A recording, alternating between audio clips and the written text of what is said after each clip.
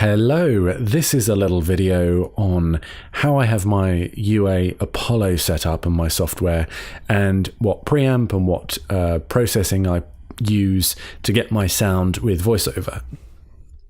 So it's very simple. What I'm talking to you on right now is my talkback mic, so it's not particularly fantastic.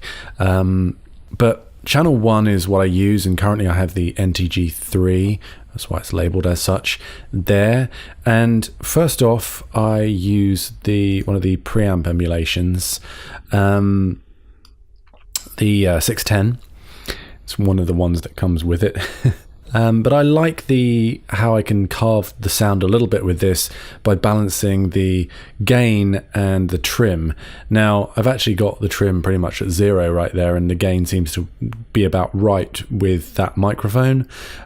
Also, I'm taking out a little bit of low frequency. It tends to clean that mic up. In my room, it can sound a little muddy on my voice anyway. And that's pretty much it. Got a bit of a pad going on. Actually, no, I don't. I have the pad off. And that's very straightforward on the preamp side. Now, what I do is I do some EQing, and I do that before the compression. Usually what I'll do is I'll take out before compression and then add after compression. But this time, for random reasons, I don't even know why, it's probably just random, I've put the EQ first. The amount of compression I'm doing is so minimal it probably doesn't even matter anyway. But I use the Pultec. I've always loved a Pultec EQ sound. You just put it on and it makes everything sound better to me.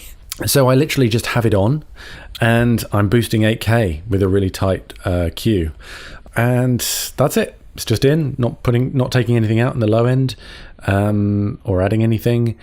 That's just that. So it's very straightforward. And because I'm only doing like 1.5 dB of boost at 8K, I'm committing to this. I'm not just listening to this. I'm actually recording. You can see down here the insert effects. Having that selected means that whatever I use on the way in will be recorded to Pro Tools.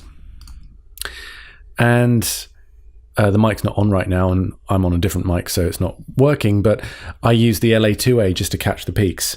That's all it's doing, is just catching the peaks and making sure I have a nice sort of, as was said in a previous podcast episode, a nice fuzzy caterpillar sound level, so it's not super dynamic. I'm only taking off a maximum of 2.5, 3 dBs when it's properly peaking, so I'm not going nuts with it, and probably 80% of the time it's not in operation, and it's on the limit function because I don't want it to go over this threshold. It's basically acting as a very catching the peaks as a limiter rather than compression. Well, that's what I mean when I say it's really not in operation most of the time. Yeah, so that's that, and then it goes into Pro Tools and it's ready to go. I've got my sends for my talkback. This is currently my talkback channel. Like I say, I've got myself a mute switch, which is either set to permanently off or permanently on, and then the button on the top activates it on or activates it off. I've set it so it's permanently off, so that when I hammer the button, the talkback comes on. Anyone who comes to the Philly workout group that I have here in my studio is very familiar with this button because it's kind of awkward to operate.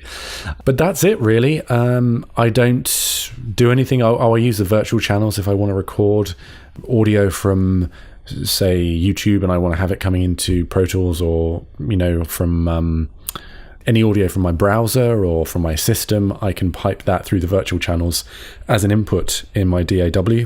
That's really handy with the Universal Audio Apollo.